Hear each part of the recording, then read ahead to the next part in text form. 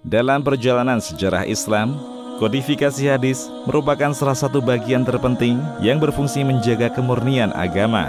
Selama 1400 tahun lebih, para ulama mempelajari teks hadis, berusaha mengenali orang-orang yang meriwayatkannya, menetapkan status keabsahan hadis, kemudian menyebarkannya ke tengah umat dengan lisan mereka atau melalui usaha pembukuan, sebuah usaha yang tidak sederhana yang membedakan teks-teks syariat Islam dibanding dengan teks ajaran lainnya. Salah seorang ulama yang memiliki jasa besar dalam perkembangan dan pembukuan hadis adalah imam besar umat ini yang berasal dari kota Madinah. Ia adalah Malik bin Anas rahimahullah. Beliau adalah orang pertama yang membukukan hadis dalam kitabnya Al-Muwatta. Nasab dan masa pertumbuhannya. Beliau adalah Abu Abdillah Malik bin Anas bin Malik bin Abi Amir bin Amr bin Al-Harith bin Ghuiman bin Khuthail bin Amr bin Harith. Ibunya adalah Aliyah bin Syarik Al-Azdiyah. Keluarganya berasal dari Yaman. Lalu pada masa Umar bin Khattab, sang kakek pindah ke kota Madinah dan menimba ilmu dengan para sahabat Nabi Sallallahu Alaihi Wasallam, sehingga menjadi salah seorang pembesar tabi'in. Imam Malik dilahirkan di kota Madinah 79 tahun setelah wafatnya Nabi kita Muhammad Sallallahu Alaihi Wasallam, tepatnya tahun 93 Hijriah. Tahun kelahirannya bersamaan dengan tahun wafatnya salah seorang sahabat Nabi yang paling panjang umurnya, Anas bin Malik radhiyallahu anhu. Malik kecil tumbuh di lingkungan yang religius. Kedua orang tuanya adalah murid dari sahabat-sahabat yang mulia.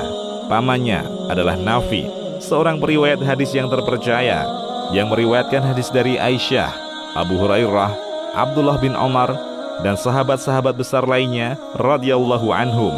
Dengan lingkungan keluarga yang utama seperti ini, Imam Malik dibesarkan. Awalnya, saudara Imam Malik yang bernama Nadhar lebih dahulu darinya dalam mempelajari hadis-hadis Nabi. Nadhar mendatangi para ulama tabi'in untuk mendengar langsung hadis-hadis yang mereka riwayatkan dari para sahabat. Kemudian Imam Malik pun mengikuti jejak saudaranya dalam mempelajari hadis. Beberapa waktu berlalu, Imam Malik melangkahi saudaranya dalam ilmu hadis. Kecemerlangannya semakin tampak karena Malik juga menguasai ilmu fikih dan tafsir. Perjalanan menuntut ilmu dan menjadi ulama Madinah. Ibu Imam Malik adalah orang yang paling berperan dalam memotivasi dan membimbingnya untuk memperoleh ilmu. Tidak hanya memilihkan guru-guru yang terbaik, sang ibu juga mengajarkan anaknya adab dalam belajar. Ibunya selalu memakaikannya pakaian yang terbaik dan merapikan imamah anaknya saat hendak pergi belajar. Ibunya mengatakan, "Pergilah kepada Rabi'ah, contohlah akhlaknya sebelum engkau mengambil ilmu darinya." Imam Malik belajar dari banyak guru, dan ia memilih guru-guru terbaik di zamannya agar banyak memperoleh manfaat dari mereka. Di antara pesan dari gurunya yang selalu beliau ingat adalah untuk tidak segan mengatakan, "Saya tidak tahu," apabila benar-benar tidak mengetahui suatu permasalahan. Salah seorang guru beliau yang bernama Ibnu Harmas berpesan, "Seorang yang berilmu harus mewarisi kepada murid-muridnya perkataan 'aku tidak tahu'." Setelah mempelajari ilmu-ilmu syariat secara komprehensif, Malik bin Anas mulai dikenal sebagai seorang yang paling berilmu di kota Madinah. Beliau menyampaikan pelajaran di Masjid Nabawi di tengah-tengah penuntut ilmu yang datang dari penjuru negeri. Salah satu hal yang menarik dari kajian fikih yang beliau sampaikan adalah penafsiran-penafsiran hadis, dan pendapat-pendapat beliau banyak dipengaruhi oleh aktivitas yang dilakukan penduduk Madinah. Menurut Imam Malik, praktik-praktik yang dilakukan penduduk Madinah di masanya tidak jauh dari praktik masyarakat Madinah di zaman Rasulullah Sallallahu Alaihi Wasallam. Penduduk Madinah juga mempelajari Islam dari para leluhur mereka, dari kalangan para sahabat Nabi. Jadi, kesimpulan beliau, apabila penduduk Madinah melakukan suatu amalan yang tidak bertentangan dengan Al-Quran dan As-Sunnah, maka perbuatan tersebut dijadikan sumber rujukan atau sumber hukum. Inilah yang membedakan madhab Imam Malik dibanding 3 madhab lainnya. Sifat dan karakter Imam Malik. Dari segi fisik, Imam Malik dikaruniai fisik yang istimewa, berwajah tampan, dengan perawakan tinggi besar. Mus'ab bin Zubair mengatakan, "Malik termasuk seorang laki-laki yang berparas rupawan, matanya bagus, salah seorang muridnya mengisahkan bahwa bola mata beliau berwarna biru, kulitnya putih, dan badannya tinggi. Abu Asim mengatakan, "Aku tidak pernah melihat ahli hadis tampan Malik." Selain Allah karunia fisik yang rupawan, Imam Malik juga memiliki kepribadian yang kokoh dan berwibawa. Orang-orang yang menghadiri majelis ilmu Imam Malik sangat merasakan wibawa imam besar ini. Tak ada seorang pun yang berani berbicara saat ia menyampaikan ilmu. Bahkan ketika ada seorang yang baru datang lalu mengucapkan salam kepada majelis, jamaah hanya menjawab salam tersebut dengan suara lirih saja. Hal ini bukan karena Imam Malik seorang yang kaku, akan tetapi aura wibawanya begitu terasa bagi murid-muridnya. Demikian juga saat murid-muridnya berbicara dengannya, mereka merasa segan menatap wajahnya tatkala berbicara. Wibawa itu tidak hanya dirasakan oleh para penuntut ilmu, bahkan para khalifah pun menghormati dan mendengarkan nasihatnya. Imam Syafi'i yang merupakan salah seorang murid Imam Malik menuturkan, "Ketika melihat Malik bin Anas, aku tidak pernah melihat seorang yang lebih berwibawa dibanding dirinya." Demikian juga penuturan Sa'ad bin Abi Maryam, "Aku tidak pernah melihat orang yang begitu berwibawa melebihi Malik bin Anas, bahkan wibawanya mengalahkan wibawa para penguasa."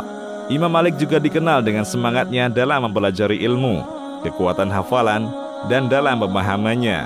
Pernah beliau mendengar 30 hadis dari Ibnu Hisham Az-Zuhri, lalu ia ulangi hadis tersebut di hadapan gurunya. Hanya satu hadis yang terlewat, sedangkan 29 lainnya berhasil ia ulangi dengan sempurna. Imam Syafi'i mengatakan, apabila disebutkan sebuah hadis, Malik adalah seorang bintang yang cerdas, yakni menghafalnya. Imam Malik sangat tidak suka dengan orang-orang yang meremehkan ilmu. Apabila ada suatu permasalahan ditanyakan kepadanya, lalu ada yang mengatakan, "Itu permasalahan yang ringan," maka Imam Malik pun marah kepada orang tersebut, lalu mengatakan, "Tidak ada dalam pembahasan ilmu itu sesuatu yang ringan. Allah berfirman, sesungguhnya kami akan menurunkan kepadamu perkataan yang berat." Quran Surat Al-Muzammil ayat 5. Semua permasalahan agama itu adalah permasalahan yang berat, khususnya permasalahan yang akan ditanyakan di hari kiamat. Imam Malik juga seorang yang sangat perhatian dengan penampilannya, dan ini adalah karakter yang ditanamkan ibunya sedari ia kecil. Pakaian yang ia kenakan selalu rapi, bersih, dan harum dengan parfumnya.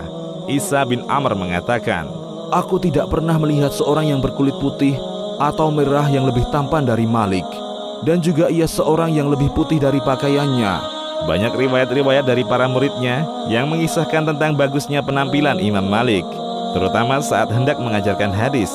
Namun satu riwayat di atas kiranya cukup untuk menggambarkan kebiasaan beliau.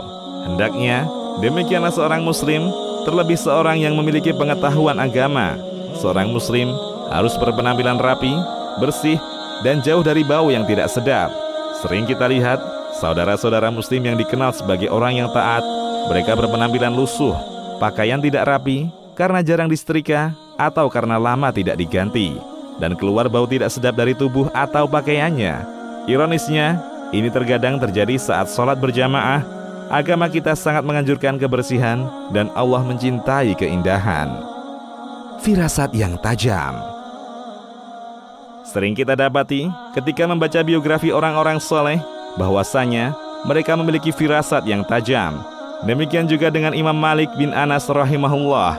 Imam Syafi'i mengisahkan tentang gurunya ini sebuah kisah yang menunjukkan kuatnya firasat sang guru. Kata Imam Syafi'i, "Ketika aku tiba di Madinah, aku bertemu dengan Malik. Kemudian ia mendengarkan ucapanku. Ia memandangiku beberapa saat dan ia berfirasat tentangku. Setelah itu ia bertanya, 'Siapa namamu?' Kujawab, 'Namaku Muhammad.' Ia kembali berkata, 'Wahai Muhammad, bertakwalah kepada Allah, jauhilah perbuatan maksiat, karena aku melihat engkau akan mendapatkan suatu keadaan, yakni menjadi orang besar.'" Wafatnya. Imam Malik rahimahullah wafat di kota Madinah pada tahun 179 Hijriah atau bertepatan dengan 795 Masehi. Dengan usia 85 tahun, beliau dikuburkan di Baqi. Semoga Allah merahmati Imam Malik dan menempatkannya di surganya yang penuh dengan kenikmatan. Demikian, Allahu a'lam.